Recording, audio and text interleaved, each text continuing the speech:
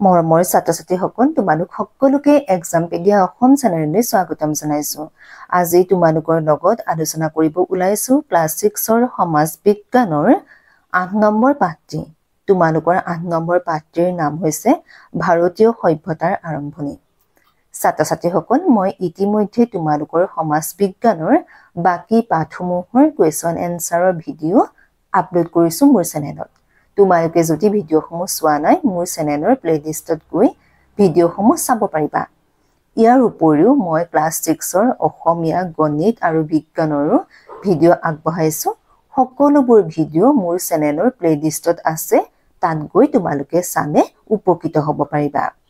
আহা আজি তোমালোকৰ ভাৰতীয় সভ্যতাৰ আৰম্ভণি পাঠটোৰ অনুশীলনীৰ কুৱেশ্যন এনসাৰসমূহ আলোচনা কৰোঁ।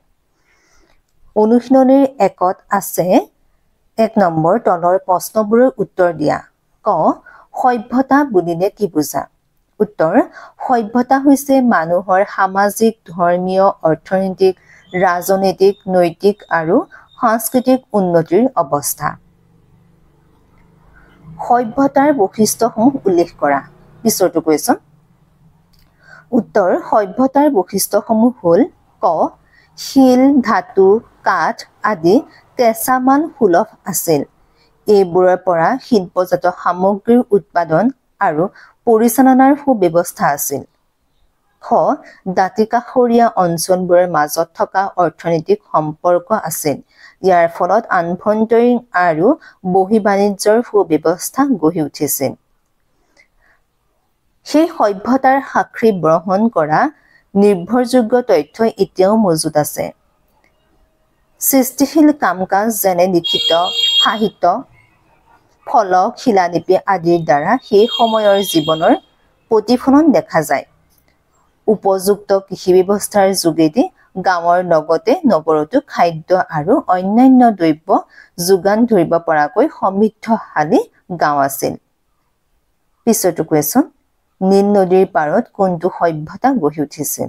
উত্তৰ নীল নদীৰ পাৰত মিছৰীয় সভ্যতা গঢ়ি উঠিছিল। যিকোনো দুটা প্ৰাচীন সভ্যতাৰ নাম উল্লেখ কৰা।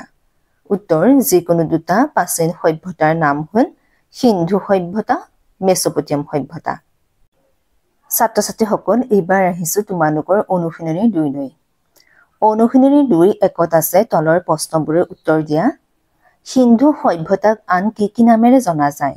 উত্তৰ সিন্ধু সভ্যতাক হৰপ্পা সভ্যতা আৰু সিন্ধু সৰস্বতী সভ্যতা নামেৰে জনা যায়। পিছৰটো কুৱেশ্যন। হৰপ্পা সভ্যতাৰ উল্লেখযোগ্য যিকোনো দুটা স্থানৰ নাম লিখা। উত্তৰ হৰপ্পা সভ্যতাৰ উল্লেখযোগ্য যিকোনো দুটা স্থানৰ নাম হ'ল লোথাল, ধোলাভিৰা।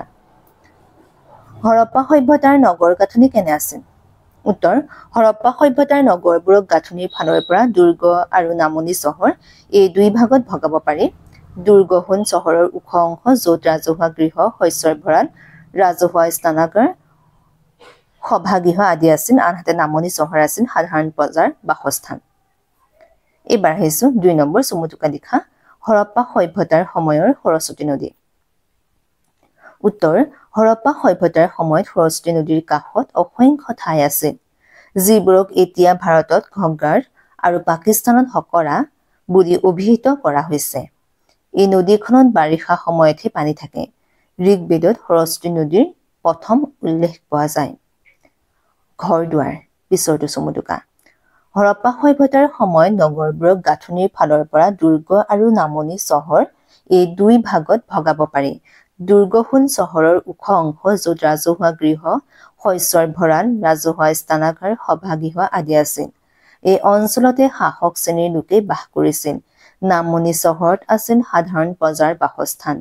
এই ঘৰবোৰ ঘাইপথৰ দুই কাষে সজা হৈছিল। ঘাইপথতকৈ কিছু উচ্চতাত ঘৰবোৰ নিৰ্মাণ কৰা হৈছিল। তাত খটখটীৰ ব্যৱস্থা আছিল। প্ৰত্যেক ঘৰৰ লগত শৌচাগাৰ, চোতাল, ৰান্ধনীঘৰ আৰু একাধিক শোৱা কোঠালিৰ ব্যৱস্থা আছিল। বেছিভাগ ঘৰেই 2 মহলীয়া আছিল। ঘৰবোৰ ইটাৰে সজা হৈছিল। ৰাস্তা-ঘাট। পিছৰটো কুৱেশ্যন। হৰপ্পা সভ্যতাৰ অন্তৰ্গত চহৰবোৰৰ ৰাস্তা-ঘাটবোৰ আছিল আহল-বহল আৰু সাধাৰণতে ইটো সিটোৰ সমান্তৰাল। মূল ঘাইপথৰ পৰা ওলাই অহা সৰু সৰু আলিবোৰ সমান ব্যৱধানত আন পথত নখ লাগিছিল।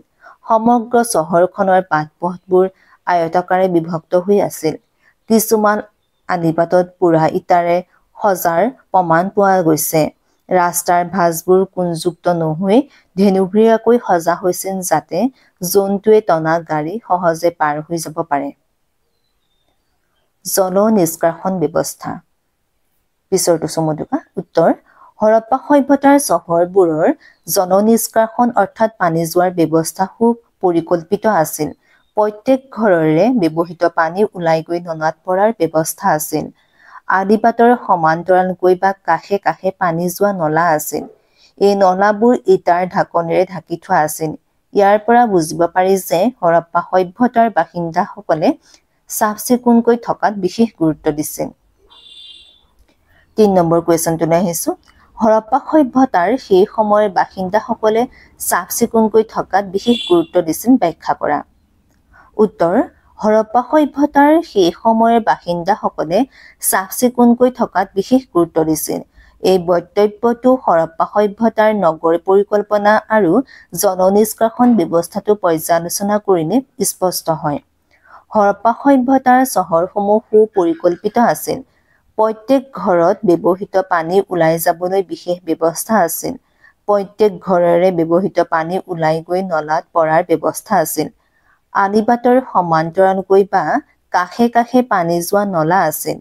এই নলাবোৰ ইটাৰ ঢাকনিৰে ঢাকি থোৱা আছিল। ইয়াৰ পৰা বুজিব পাৰি যে হৰপ্পা সভ্যতাৰ বাসিন্দাসকলে চাফ-চিকুণকৈ থকাত বিশেষ গুৰুত্ব দিছিল। ছাত্ৰ-ছাত্ৰীসকল, এইবাৰ আহিছোঁ তোমালোকৰ অনুশীলনী ৩ লৈ।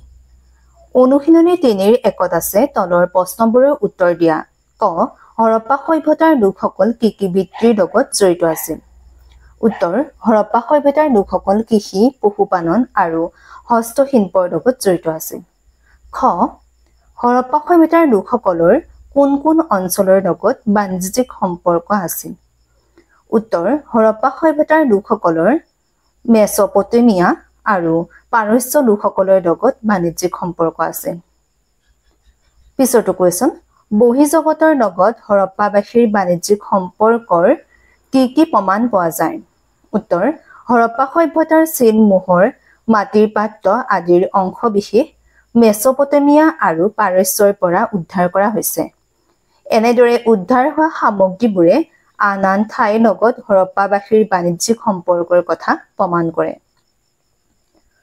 পিছৰটো কুৱেশ্যন, হৰপ্পা সভ্যতাৰ লোকসকলে কি কি শস্যৰ খেতি কৰিছিল? উত্তৰ হৰপ্পা সভ্যতাৰ লোকসকলে ঘেঁহু, বাৰ্লি, সৰিয়হ, শাক-পাচলি, ফল-মূল আৰু কপাহ আদিৰ খেতিৰ শস্য কৰিছিল। হৰপ্পা সভ্যতাৰ সময়ছোৱাত কোনবোৰ হস্তশিল্পৰ প্ৰচলন আছিল? পিছৰটো কুৱেশ্যন।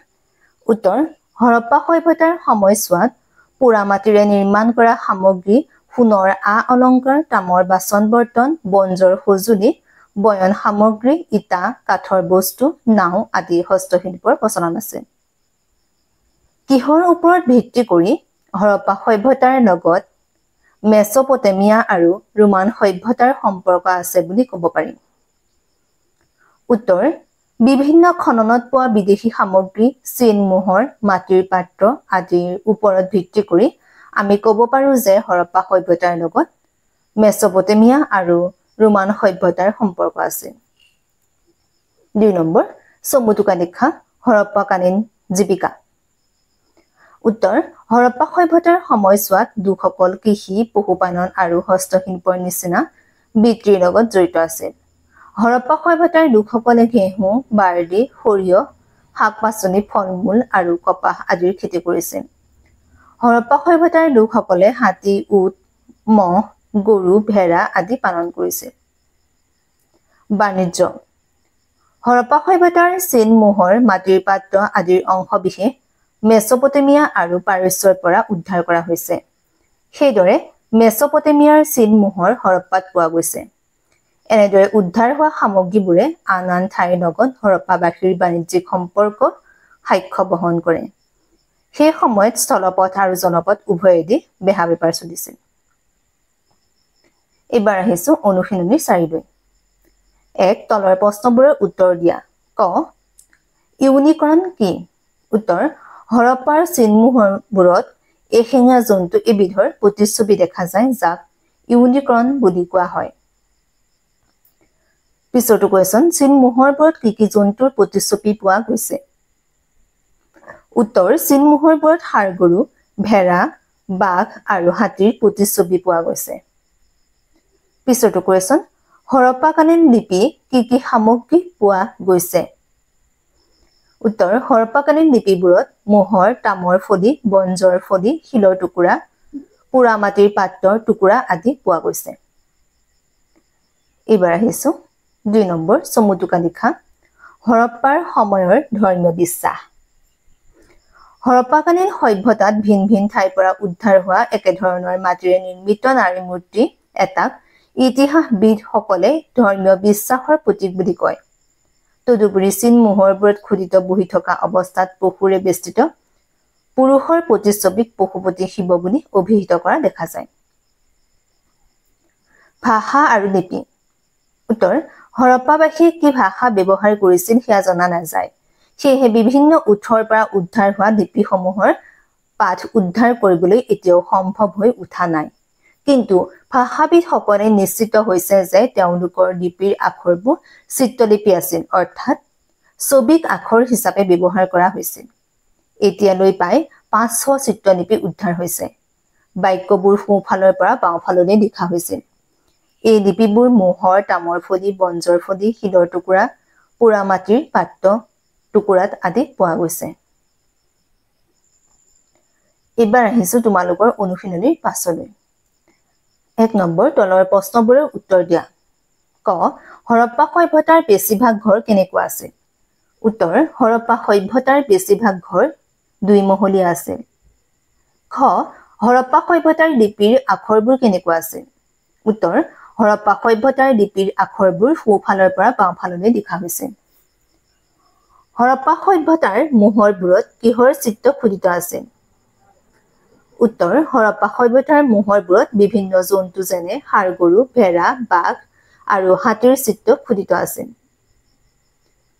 পিছৰটো কোৱেশ্যন 1921 চনত কাৰ নেতৃত্বত মহেঞ্জোদাৰোত খনন কাৰ্য চলিছিল উত্তৰ 1921 চনত ৰাখাল দাস বেনাৰ্জীৰ নেতৃত্বত মহেঞ্জোদাৰোত খনন কাৰ্য চলিছিল ছাত্ৰ-ছাত্ৰীসকল এইখিনি আছিল এই চেপ্টাৰৰ অন্তৰ্গত কোৱেশ্যন এনসাৰ ভিডিঅটো চাই কেনে পালা যদি ভাল পাইছা লাইক কৰিবা কমেন্ট কৰিবা আৰু নিজৰ বন্ধু-বান্ধৱীসকলক যিমান পাৰা সিমান শ্বেয়াৰ কৰিবা যাতে তেওঁলোকো উপকৃত হয় লগতে তোমালোকে মোৰ চেনেলটো সাবস্ক্ৰাইব কৰি দিবলৈ নাপাহৰিবা যদি কিবা অসুবিধা আছে কমেন্টৰ যোগে জনাবা পৰৱৰ্তী সময়ত সেই অসুবিধাসমূহ দূৰ কৰিবলৈ চেষ্টা কৰিম লগতে তোমালোকে যদি মোৰ ভিডিঅটো ফেচবুক আৰু ইনষ্টাগ্ৰামৰ পৰা চাইছা মোক ফলো কৰিবলৈ নাপাহৰিবা ধন্যবাদ